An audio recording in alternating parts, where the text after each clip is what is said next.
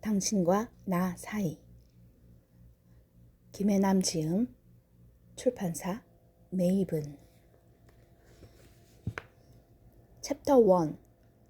사람 사이에 거리가 필요한 이유. 혼자가 편하다는 사람들의 심리.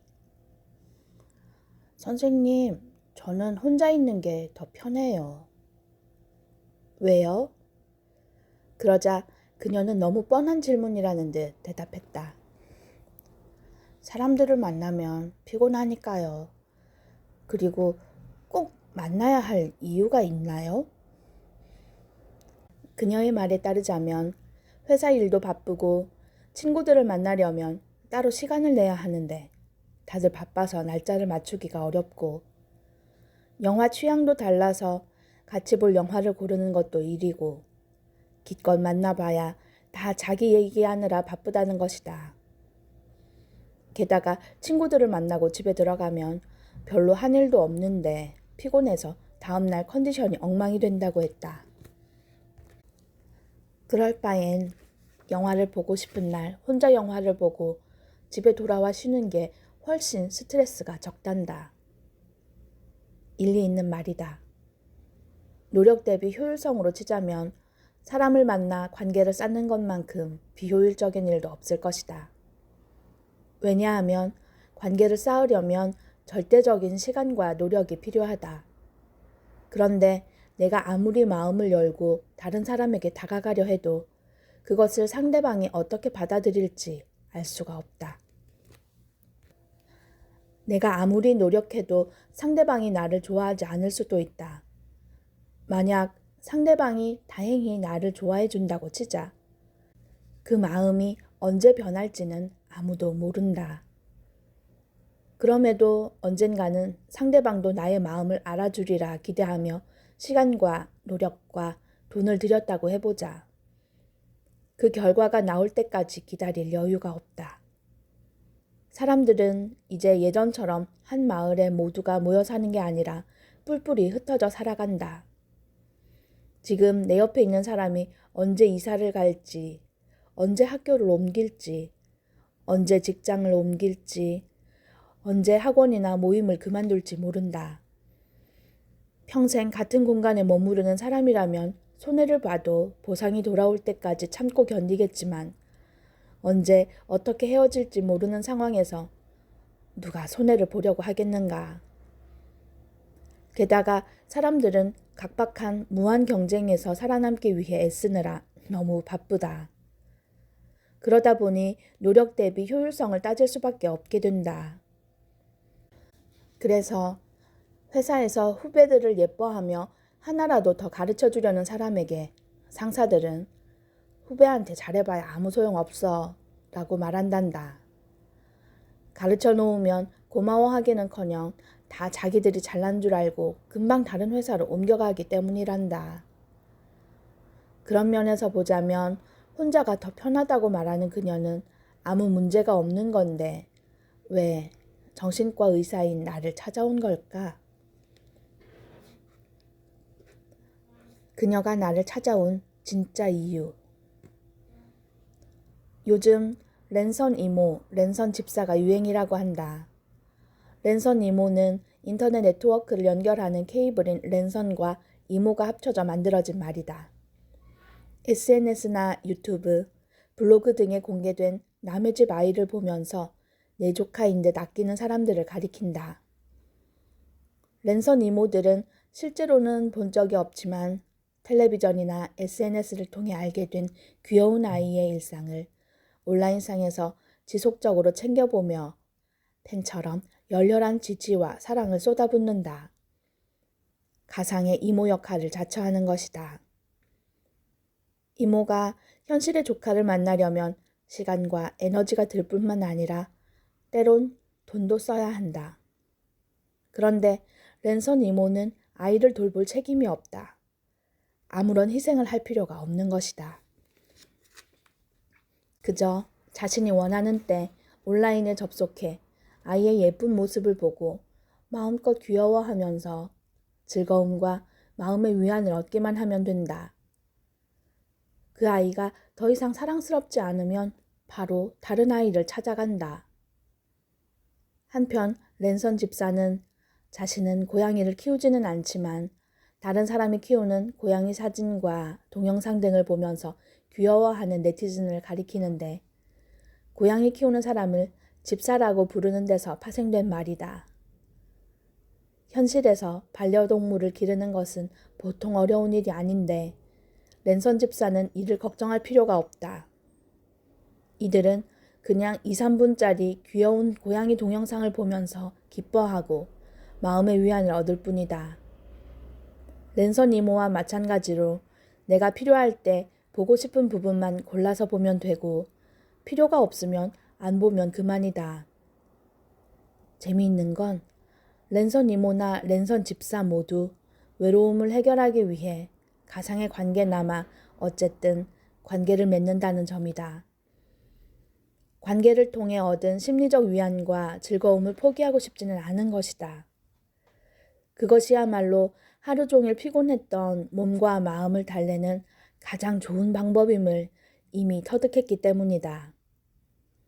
그들은 관계의 중요성은 인정하지만 사람들을 직접 만나는 것은 노력 대비 효율성이 너무 낮다고 판단했을 따름이다. 그런데 나를 찾아온 그녀는 관계의 중요성도 인정하지 않았다.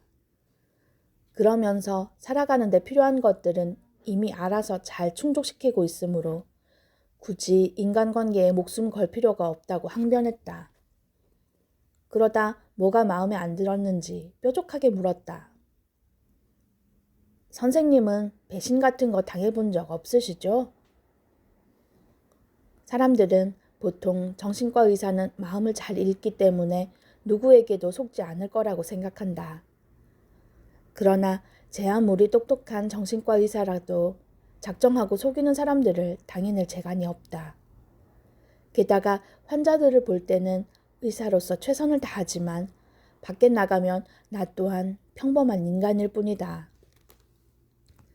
힘들면 누군가에게 기대고 싶고 투정도 부리고 싶은 한 인간 말이다. 그래서 나 역시 배신을 당할 때도 있었다. 친구가 꼭 갚겠다며 빌려간 돈을 안 갚기도 했고 방금 곁에서 웃던 동료가 나에 대한 말도 안 되는 소문을 퍼뜨려 나를 곤경에 빠뜨리기도 했다. 그럼에도 나는 내 얘기를 꺼내지 않고 묵묵히 그녀의 말에 귀를 기울였다. 그녀가 진짜 하고 싶은 말을 하려는 참이었으니까.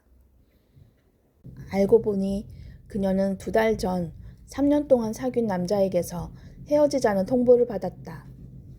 그는 그녀에게 말했다. 내가 너한테 의미가 있긴 하냐? 너는 늘 나보다 일이 먼저잖아. 그러니까 너는 내가 없어도 잘 살 거야. 그렇지? 충격을 받은 그녀는 아무 말도 하지 못했다. 지금껏 그녀는 자신이 약하고 의존적인 모습을 보이면 남자친구가 좋아하지 않을 거라고 생각했다. 그래서 아무리 힘든 일이 있어도 그의 앞에서는 웃으려고 노력했다. 썩 내키지 않는 음식이라도 그가 먹고 싶다고 하면 같이 먹으러 갔고 야구를 좋아하지 않지만 그가 좋다니까 따라 나선 적도 많았다. 그런데 투정을 부리지 않았다고 힘들다는 내색을 안 했다고 헤어지자니 어떻게 그 사실을 받아들일 수가 있겠는가. 오히려 그녀는 자기가 더 많이 사랑하니까 그에게 맞춰야 한다고 생각하며 늘 그의 눈치를 봤을 뿐이다. 하지만 그녀는 남자친구에게 무너지는 모습을 보이기 싫어서 그래 헤어지자 라며 쿨하게 글을 보냈다. 그녀는 어릴 적부터 어리광을 부리거나 울어본 적이 없다. 그녀의 엄마는 원하지 않는 때에 아이를 가져 일을 그만두어야 했고 덕분에 그녀는 너만 태어나지 않았어도 라는 원망을 내내 듣고 살았다. 그녀는 자신이 엄마의 인생을 망친 주범이기에 힘들다고 말하거나 울 자격이 없다고 생각했다. 그녀는 5살 때 마트에서 엄마에게 곰인형 하나만 사달라고 떼를 썼는데 엄마가 등을 돌리고 가버렸던 순간을 아직도 생생히 기억하고 있다. 그녀는 결국 화를 내며 이렇게 말했다. 제가 태어나고 싶어서 태어난 게 아니잖아요. 그리고 제가 얼마나 노력했는데요. 여기서 더 뭘 하라고요. 저도 지친다고요. 그래서 그녀는 더 이상 상처받지 않기로 결심하고 마음의 문을 닫아버렸다. 사람들이 다 그렇지 뭐 라며 적당히 선을 긋고 혼자가 더 편하다고 말하면서 말이다. 내가 안타까웠던 건 그녀가 지금 전혀 편해 보이지 않는다는 점이었다. 그녀는 자신만의 벽을 만들어 놓고 그 안으로 누군가 침범해 들어오면 큰일이라도 날 것처럼 온 신경을 곤두세우고 있었다. 사람들이 나를 어떻게 바라볼까? 혹시 나쁜 얘기를 하는 건 아닐까? 그 친구도 나를 배신하는 건 아닐까? 하고 의심하면서 벽을 계속 쳐다보고 있는 것이다. 다른 사람에 대한 관심을 끄고자 벽을 세웠는데 결국 그 벽에 신경 쓰느라 아무 일도 못하는 꼴이었다.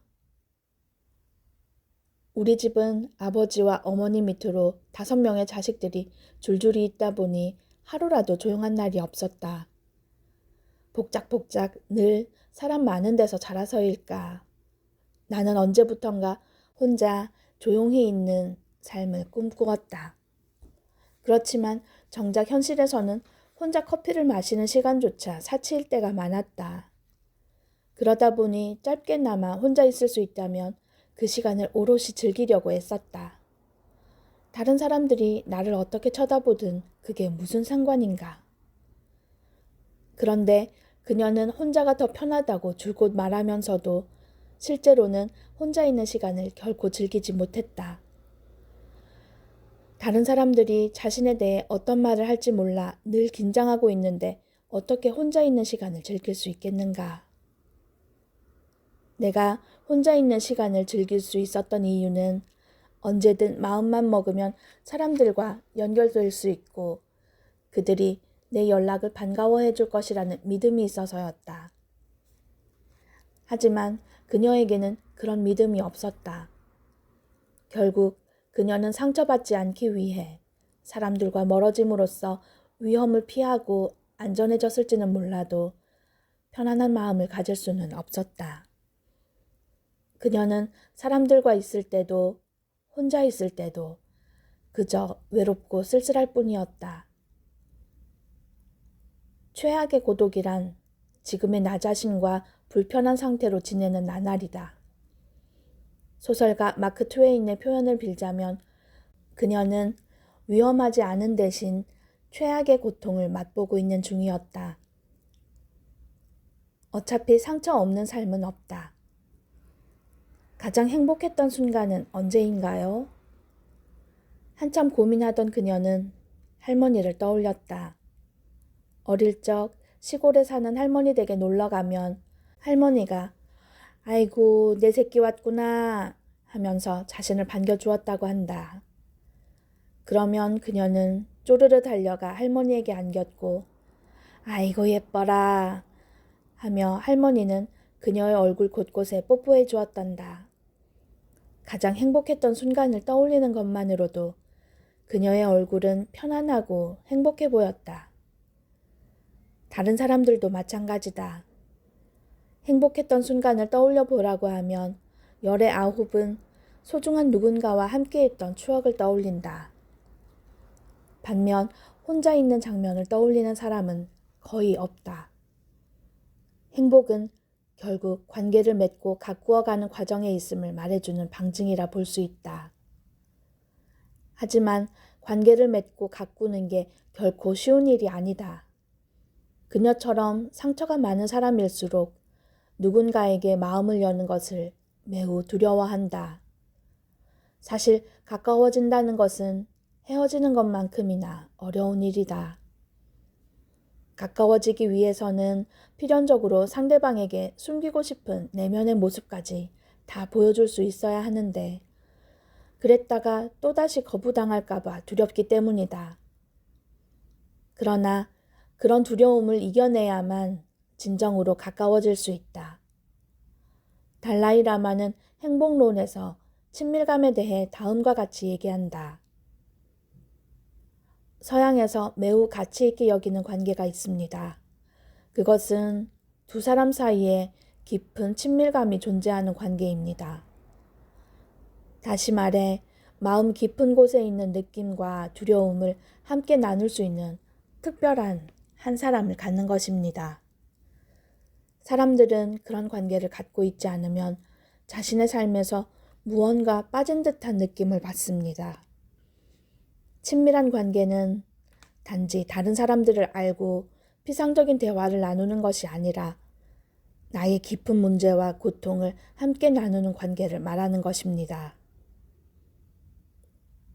우리가 그런 친밀한 관계를 갈망하는 이유는 결국 사랑받고 싶기 때문이다. 혼자가 더 편하다고 말하는 그녀도 실은 사랑받고 싶었다. 그녀가 지금껏 그토록 열심히 살아온 것도 어쩌면 엄마에게 태어나지 말았어야 한다는 비난 대신 태어나줘서 고맙다는 말을 듣기 위해서였고, 남자친구에게 너도 힘들 텐데 내 곁에 있어줘서 고맙고 사랑한다는 말을 듣고 싶어서였다. 보잘것없고 하찮은 존재가 아니라 사랑받아 마땅한 존재임을 증명하고 싶었던 것이다. 하지만 아무리 노력해도 그 말을 들을 수가 없었던 그녀는 너무 지쳐서 관계를 포기해버렸다. 그리고 별로 필요 없다는 이유로 자발적으로 관계 맺기를 거부한 것으로 포장하고는 그 안에 머물면서 자기 자신을 보호하려고 했다. 하지만 상처 입지 않기 위해 가시를 세우다 보면 그나마 가깝던 사람들마저 그녀 곁을 떠나갈 뿐이다. 자신만의 벽을 쌓고 그 안에서 혼자 사는 게 편하고 안전할 수는 있다. 하지만 가슴 한켠 느껴지는 공허함을 어쩌지 못해 우울해지기 쉽다. 무엇을 해도 재미가 없고 무미건조하게 느껴지는 날들이 반복되는 것이다.